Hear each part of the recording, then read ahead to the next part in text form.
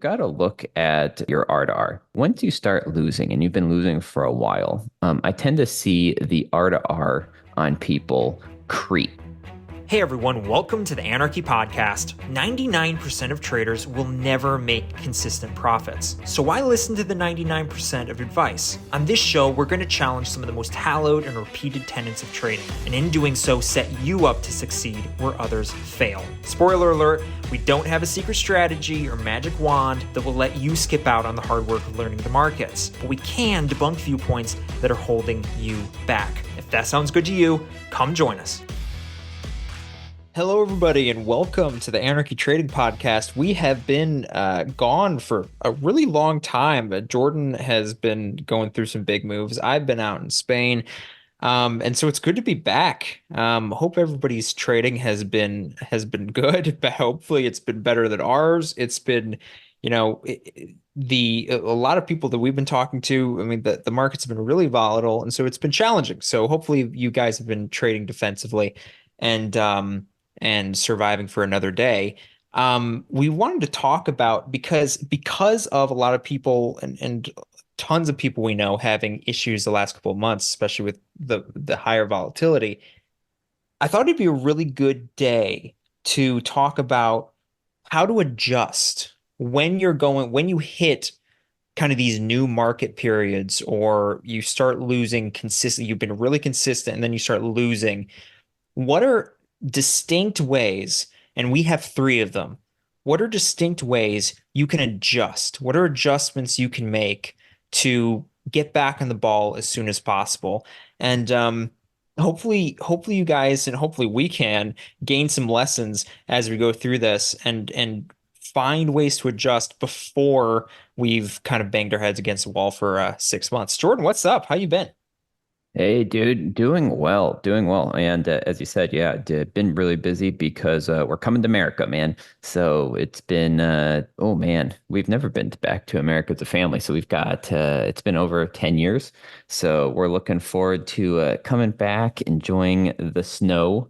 Going to be in Denver for the winter. So of course it's going to be snowy, but hopefully we can make it out to you guys, South Carolina wise, and maybe or visit our other brother Parker down in visit him down in Florida and enjoy some warmer, more tropical weather that we're used to. So yeah, ready to freeze our butts off. So very excited. Dude, I'm stoked. I'm stoked. Yeah, it's going to be great. I mean, I have some nephews that I've never met before, which is really sad. So I'm so excited to have you guys out and get you guys back in the good old US of A. So Jordan,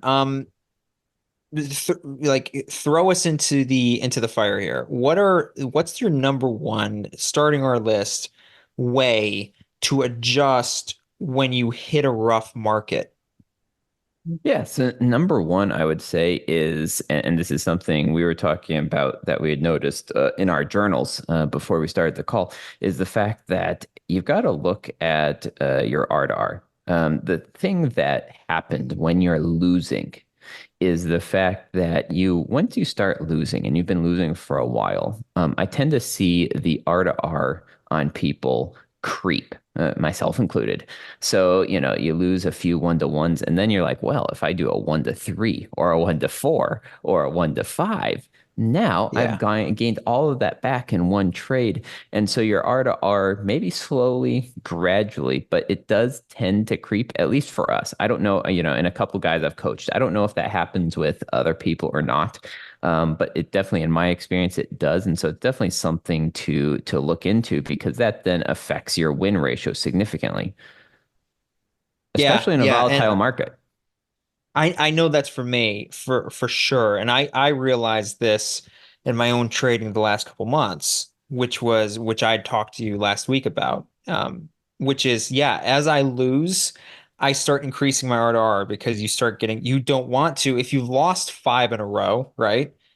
Well, I don't want to have to win five in a row to get back if I'm doing 1-to-1s, right? And so you want to get it all back into again, the big hero win. And so you start changing your R to R and increasing it. And it's a really bad time to do that when you're losing, especially in a volatile, like you said, in a volatile market.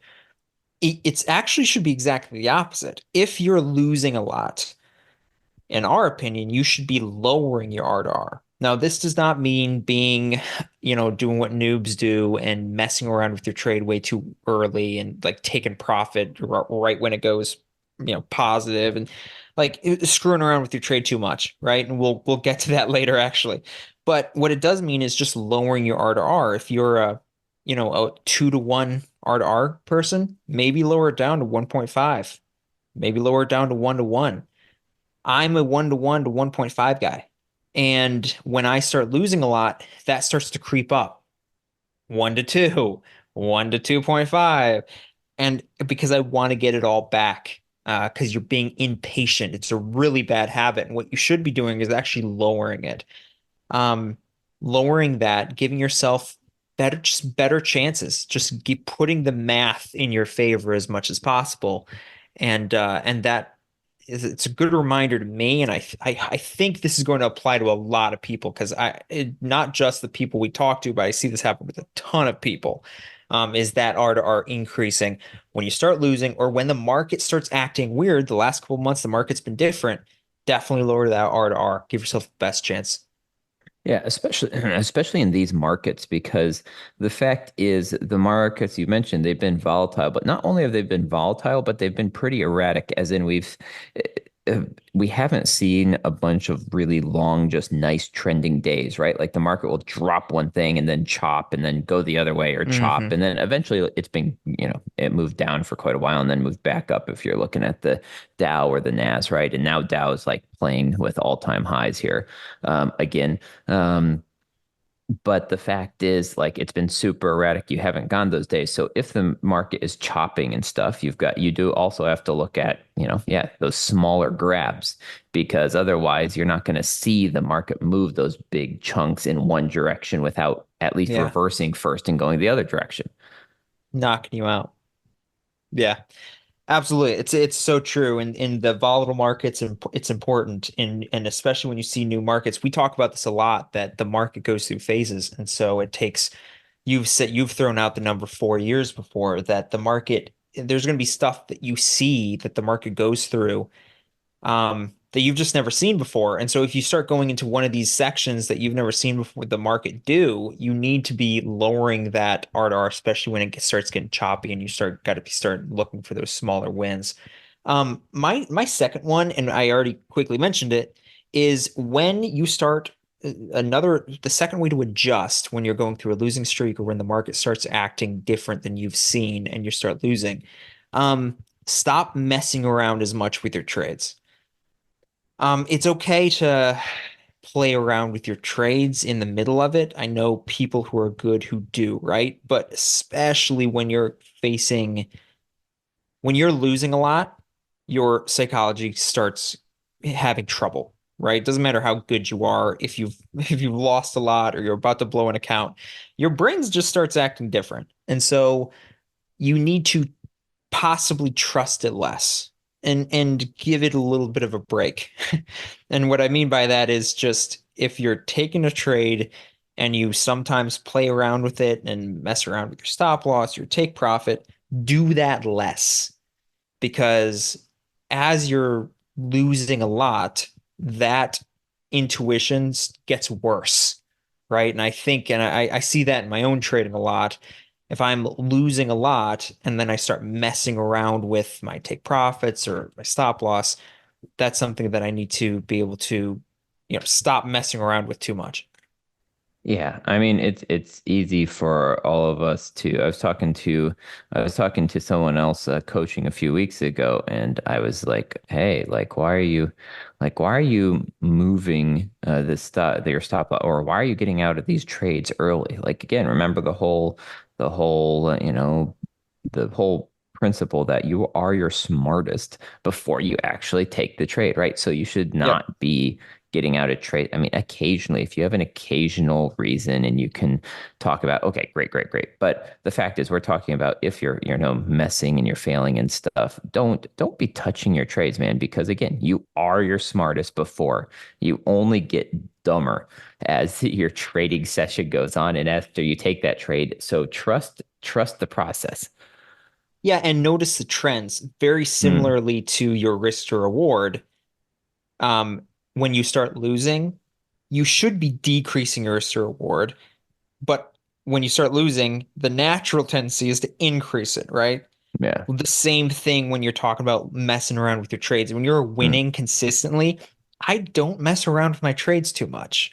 I do every now and then, but if I'm having a couple winning months and I'm just winning constantly, I don't really mess around with them. I just take it and I'm like, we'll see what happens.